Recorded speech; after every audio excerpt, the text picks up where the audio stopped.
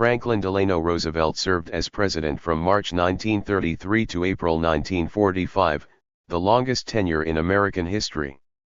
He may have done more during those 12 years to change American society and politics than any of his predecessors in the White House, save Abraham Lincoln. Of course, some of this was the product of circumstances. The Great Depression and the rise of Germany and Japan were beyond FDR's control. But his responses to the challenges he faced made him a defining figure in American history.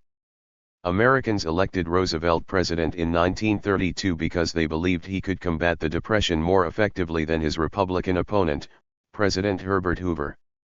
Roosevelt promised a New Deal, and he certainly delivered. By implementing a variety of innovative policies, FDR was able to pull the United States away from the brink of economic, social, and perhaps even political disaster and lay the foundation for future stability and prosperity. Under FDR, the American federal government assumed new and powerful roles in the nation's economy, in its corporate life, and in the health, welfare, and well-being of its citizens. The federal government in 1935 guaranteed unions the right to organize and bargain collectively, and the Fair Labor Standards Act of 1938 established a mechanism for putting a floor under wages and a ceiling on hours that continues to this day. It provided, in 1935, financial aid to the aged, infirm, and unemployed when they could no longer provide for themselves. Beginning in 1933, it helped rural and agricultural America with price supports and development programs when these sectors could barely survive. Finally, by embracing an activist fiscal policy after 1937, the government assumed responsibility for smoothing out the rough spots in the American economy. Writ large, the New Deal sought to ensure that the economic, social, and political benefits of American capitalism were distributed more equally among America's large and diverse populace. The New Deal did this to a remarkable degree. But FDR's New Deal failed to cure completely the Depression-induced ills of the American economy. By 1940, the percentage of Americans without jobs remained in double digits, and the American people lacked the purchasing power to jumpstart the economy. Only American entry into World War II ended this torpor. If capitalism was still sick in 1940, democracy was also suffering from various maladies. African Americans and women, despite a number of benefits accrued from the New Deal, still received far fewer of those benefits than white males and, partly as a result, remained at the bottom of the American economic ladder. The New Deal, moreover, did nothing to ensure that rights guaranteed to all Americans via the Constitution, such as the right to vote and the right to a fair trial, were guaranteed to blacks. If FDR was elected in 1932 to fight the Depression, he was largely re-elected in 1940 because Americans believed he could guide the nation through a period of treacherous international relations. FDR correctly understood that Japan and Germany threatened the United States, which in turn endangered the cherished freedoms Americans enjoyed at home. With the onset of war in 1939, FDR ably guided America's efforts to aid its allies without formally entering into hostilities. When Japan and Germany forced his hand in December 1941, Roosevelt rallied Americans in support of a massive war effort, both at home and abroad. FDR hoped that the war would produce a more secure and peaceful post-war world, and he became a major proponent of a post-war United Nations, in which the United States would be a leading member. FDR, however, left to his successors the thorny problem of relations with the Soviet Union, which quickly replaced Germany and Japan as America's chief global adversary. Nonetheless, a sea change had occurred in American foreign relations under FDR. By 1945, the United States had become a global power with global responsibilities, and its new leaders both understood this new reality and had the tools at their disposal to shape the world accordingly. FDR also reshaped the American presidency. Through his fireside chats, delivered to an audience via the new technology of radio, FDR built a bond between himself and the public, doing much to shape the image of the president as the caretaker of the American people. Under FDR's leadership, the president's duties grew to encompass not only those of the chief executive as implementer of policy but also chief legislator as drafter of policy. And in trying to design and craft legislation, FDR required a White House staff and set of advisors unlike any seen previously in Washington. The president now needed a full-time staff devoted to domestic and foreign policies, with expertise in these areas, and a passion for governance. With enactment of the Executive Reorganization Bill in 1939, FDR changed the shape of the White House forever. In sum, President Roosevelt greatly increased the responsibilities of his office. Fortunately for his successors, he also enhanced the capacity of the presidency to meet these new responsibilities. Franklin D. Roosevelt was born in Hyde Park, New York on January 30, 1882. He was the son of James Roosevelt and Sarah Delano Roosevelt. His parents and private tutors provided him with almost all his formative education. He attended Groton, 1896 to 1900, a prestigious preparatory school in Massachusetts, and received a BA degree in history from Harvard in only 3 years, 1900-03. Roosevelt next studied law at New York's Columbia University. When he passed the bar examination in 1907, he left school without taking a degree. For the next 3 years he practiced law with a prominent New York City law firm. He entered politics in 1910 and was elected to the New York State Senate as a Democrat from his traditionally Republican home district. In the meantime, in 1905, he had married a distant cousin, Anna Eleanor Roosevelt, who was the niece of President Theodore Roosevelt.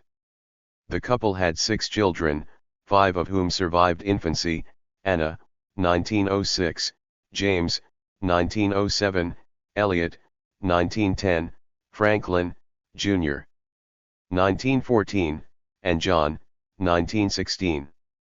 Roosevelt was re-elected to the state Senate in 1912, and supported Woodrow Wilson's candidacy at the Democratic National Convention. As a reward for his support, Wilson appointed him Assistant Secretary of the Navy in 1913, a position he held until 1920. He was an energetic and efficient administrator, specializing in the business side of naval administration. This experience prepared him for his future role as Commander-in-Chief during World War II. Roosevelt's popularity and success in naval affairs resulted in his being nominated for vice president by the Democratic Party in 1920 on a ticket headed by James M. Cox of Ohio. However, popular sentiment against Wilson's plan for U.S. participation in the League of Nations propelled Republican Warren Harding into the presidency, and Roosevelt returned to private life. While vacationing at Campobello Island, New Brunswick in the summer of 1921, Roosevelt contracted poliomyelitis, infantile paralysis. Despite courageous efforts to overcome his crippling illness, he never regained the use of his legs. In time, he established a foundation at Warm Springs, Georgia to help other polio victims, and inspired, as well as directed, the March of Dimes program that eventually funded an effective vaccine. With the encouragement and help of his wife, Eleanor, and political confidant, Lewis Howe, Roosevelt resumed his political career. In 1924 he nominated Governor Alfred E. Smith of New York for president at the Democratic National Convention, but Smith lost the nomination to John W. Davis. In 1928 Smith became the Democratic candidate for president and arranged for Roosevelt's nomination to succeed him as governor of New York. Smith lost the election to Herbert Hoover, but Roosevelt was elected governor. Following his re-election as governor in 1930, Roosevelt began to campaign for the presidency. While the economic depression damaged Hoover and the Republicans, Roosevelt's bold efforts to combat it in New York enhanced his reputation. In Chicago in 1932, Roosevelt won the nomination as the Democratic Party candidate for president. He broke with tradition and flew to Chicago to accept the nomination in person. He then campaigned energetically, calling for government intervention in the economy to provide relief, recovery, and reform. His activist approach and personal charm helped to defeat Hoover in November 1932 by 7 million votes. The Great Depression. The Depression worsened in the months preceding Roosevelt's inauguration, March 4, 1933. Factory closings, farm foreclosures, and bank failures increased, while unemployment soared. Roosevelt faced the greatest crisis in American history since the Civil War. He undertook immediate actions to initiate his New Deal programs. To halt depositor panics, he closed the banks temporarily. Then he worked with a special session of Congress during the first 100 days to pass recovery legislation which set up alphabet agencies such as the AAA, Agricultural Adjustment Administration, to support farm prices, and the CCC, Civilian Conservation Corps, to employ young men. Other agencies assisted business and labor, insured bank deposits, regulated the stock market, subsidized home and farm mortgage payments, and aided the unemployed. These measures revived confidence in the economy. Banks reopened and direct relief saved millions from starvation. But the New Deal measures also involved government directly in areas of social and economic life as never before and resulted in greatly increased spending and unbalanced budgets, which led to criticisms of Roosevelt's programs. However, the nation at large supported Roosevelt, and elected additional Democrats to state legislatures and governorships in the midterm elections. Another flurry of New Deal legislation followed in 1935, including the establishment of the Works Projects Administration, WPA, which provided jobs not only for laborers but also artists, writers, musicians, and authors, and the Social Security Act, which provided unemployment compensation and a program of old age and survivors' benefits. Roosevelt easily defeated Alfred M. Landon in 1936 and went on to defeat by lesser margins, Wendell Willkie in 1940 and Thomas E. Dewey in 1944. He thus became the only American president to serve more than 2 terms. After his overwhelming victory in 1936, Roosevelt took on the critics of the New Deal, namely, the Supreme Court, which had declared various legislation unconstitutional, and members of his own party. In 1937 he proposed to add new justices to the Supreme Court, but critics said he was packing the court and undermining the separation of powers. His proposal was defeated, but the court began to decide in favor of New Deal legislation. During the 1938 election he campaigned against many Democratic opponents, but this backfired when most were re-elected to Congress. These setbacks, coupled with the recession that occurred midway through his second term, represented the low point in Roosevelt's presidential career. World War II. By 1939, with the outbreak of war in Europe, Roosevelt was concentrating increasingly on foreign affairs. New Deal reform legislation diminished, and the ills of the Depression would not fully abate until the nation mobilized for war. When Hitler attacked Poland in September 1939, Roosevelt stated that, although the nation was neutral, he did not expect America to remain inactive in the face of Nazi aggression.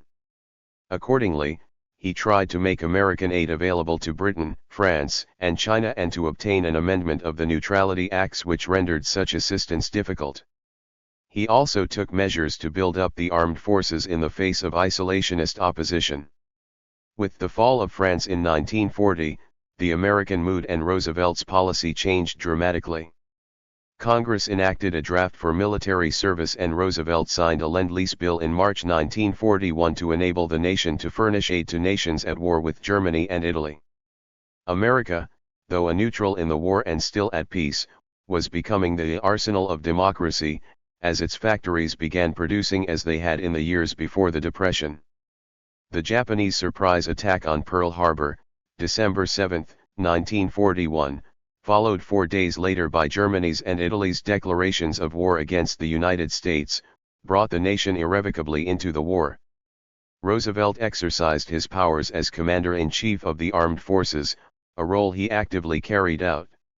He worked with and through his military advisors, overriding them when necessary, and took an active role in choosing the principal field commanders and in making decisions regarding wartime strategy.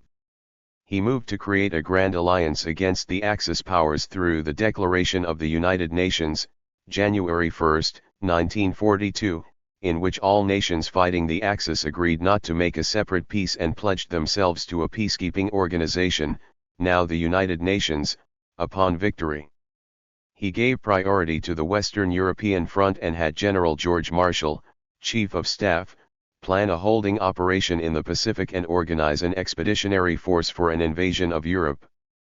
The United States and its allies invaded North Africa in November 1942 and Sicily and Italy in 1943. The D-Day landings on the Normandy beaches in France, June 6, 1944, were followed by the Allied invasion of Germany 6 months later.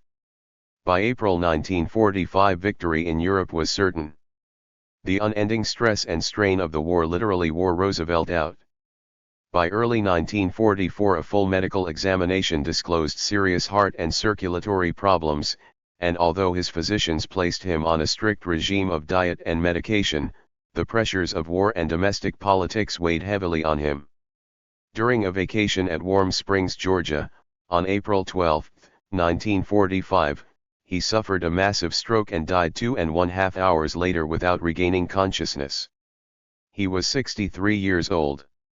His death came on the eve of complete military victory in Europe and within months of victory over Japan in the Pacific. President Roosevelt was buried in the Rose Garden of his estate at Hyde Park, New York. Thank you for watching this video.